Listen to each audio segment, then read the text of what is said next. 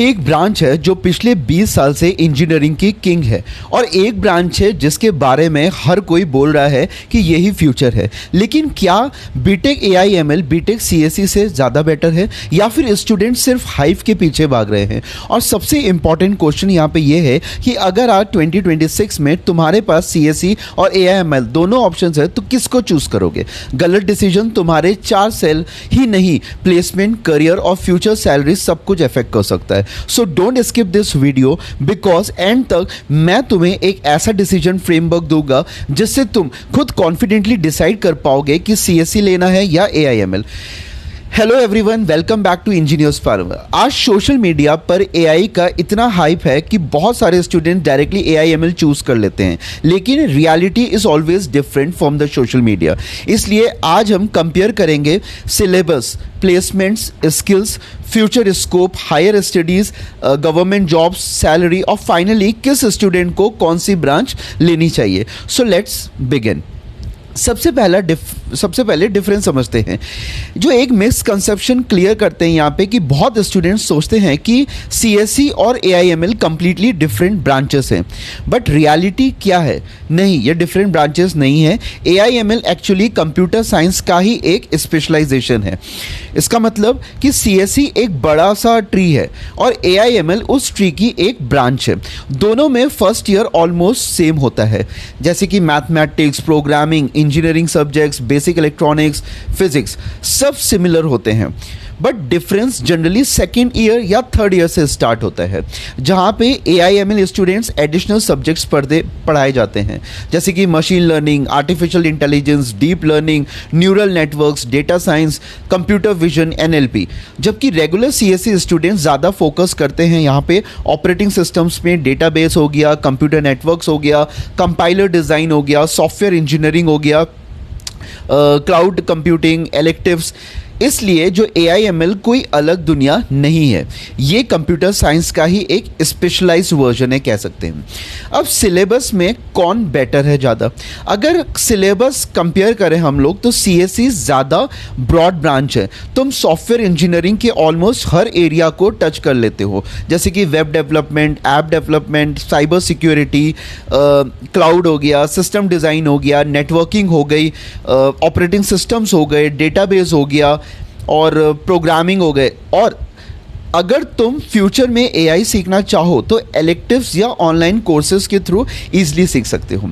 अब AIML branch की बात करते हैं। यहाँ पे स्पेशलाइजेशन जल्दी स्टार्ट हो जाता है, तुम एआई डोमेन में डीपर नॉलेज लेते हो, लेकिन याद रखना यहाँ पे कि कॉलेज का सिलेबस सिर्फ फाउंडेशन देता है। इंडस्ट्री रेडी बनने के लिए ना तुम्हें खुद प्रोजेक्ट्स और प्रैक्टिकल लर्निंग करनी ही पड़ेगी। अब प्लेसमेंट्स की रियलिटी क्या है? अब आते हैं सबसे इंपॉर्टेंट टॉपिक पे, जो कि है हमारा प्लेसमेंट्स।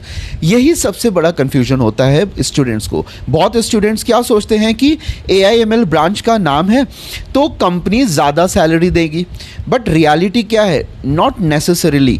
प्लेसमेंट्स के टाइम कंपनीज जनरली क्या देखते हैं? आपका कोडिंग स्किल्स को देखेंगे, डीएसए की नॉलेज देखेंगे, आपके प्रोजेक्ट्स देखेंगे, आपके कम्युनिकेशन स्किल्स को देखेंगे, आपके प्रॉब्लम सॉल्विंग एबिलिटी देखेंगे, आपने कहाँ से इंटर्नशिप्स की है, आपका सीजीपीए कितना है। और तुम सीएसई स्टूडेंट्स हो और एआई सीख लिया तो तुम एआई जॉब्स के लिए भी अप्लाई कर सकते हो। और अगर तुम एआईएमएल स्टूडेंट हो लेकिन आपकी कोडिंग वीक है तो प्लेसमेंट्स डिफिकल्ट हो सकता है आपका तब भी।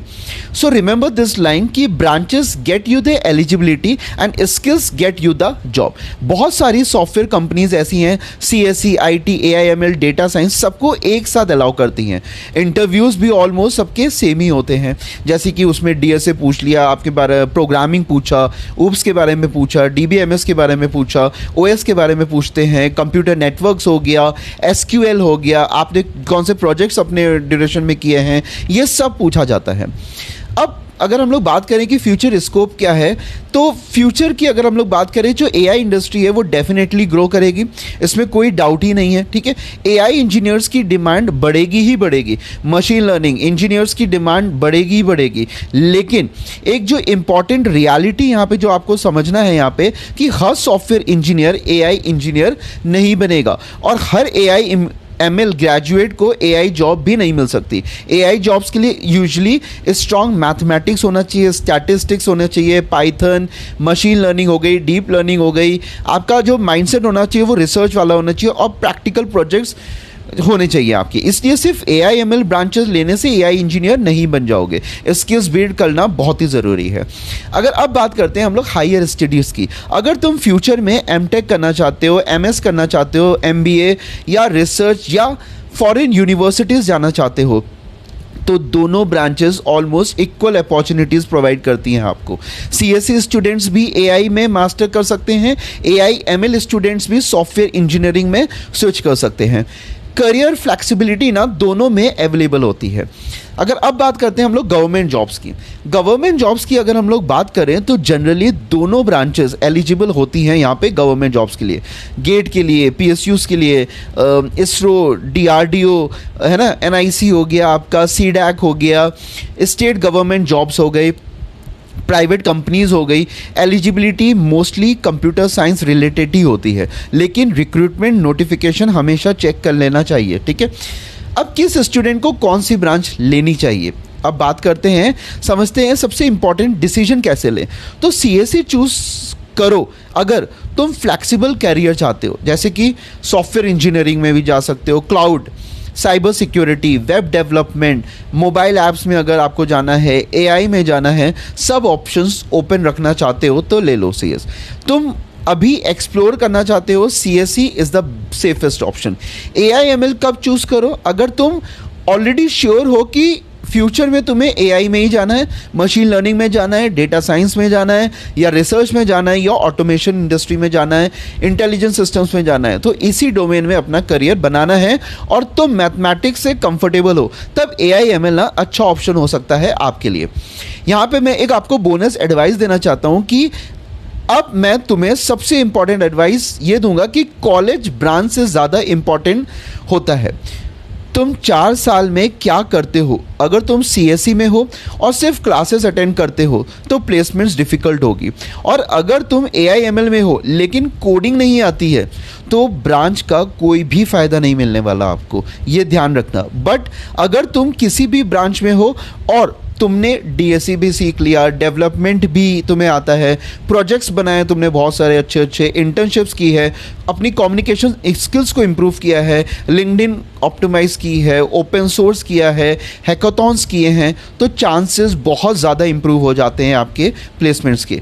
Always remember your branch decides only the starting point and your skills decide your destination. तो यहाँ पे अगर जो कंक्लूजन है, तो फाइनली अगर मेरे पास दोनों ऑप्शंस अवेलेबल होना और दोनों सेम कॉलेज में हो, तो मैं पहले कॉलेज की क्वालिटी, प्लेसमेंट रिकॉर्ड, फैकल्टी का स्टेटस, फीस और करिकुलम कंपेयर करूँगा, उसके बाद ब्रांच चूज़ करूँगा, क्योंकि better college with the CSE is often a stronger choice than the weaker college offering the AI ML। और अगर सेम कॉलेज में दोनों मिल रहे हैं तो अपने इंटरेस्ट के अकॉर्डिंग चूज़ कर लो। दोनों ब्रांचेस अच्छी हैं, दोनों में अपॉर्चुनिटीज़ भी हैं, लेकिन सक्सेस सिर्फ उसी स्टूडेंट्स को मिलेगी जो कॉन्टिन्यूसली अपनी स्किल्स को बिल्ड करेगा, ठीक है। तो अगर ये वीडियो आपको हेल्पफुल लगी हो तो वीडियोस को ज़रूर लाइक करो। कमेंट में प्लीज़ ये बता देना कि अगर आज तुम्हें चॉइस मिले तो तुम CSE चूज़ करोगे या AI ML, और क्यों करोगे, रीज़न के साथ। मैं हर जेन्युइन कमेंट का रिप्लाई देने की कोशिश करता हूँ। चैनल को सब्सक्राइब कर लो, बिकॉज यहाँ इंजीनियरिंग स्टूडेंट्स के लिए प्लेसमेंट्स, इंटर्नशिप्स, करियर गाइडेंस और कॉलेज सिलेक्शन से रिलेटेड प्रैक्टिकल वीडियोस रेगुलरली आते रहते हैं। Thanks for watching, see you in the next video, all the best.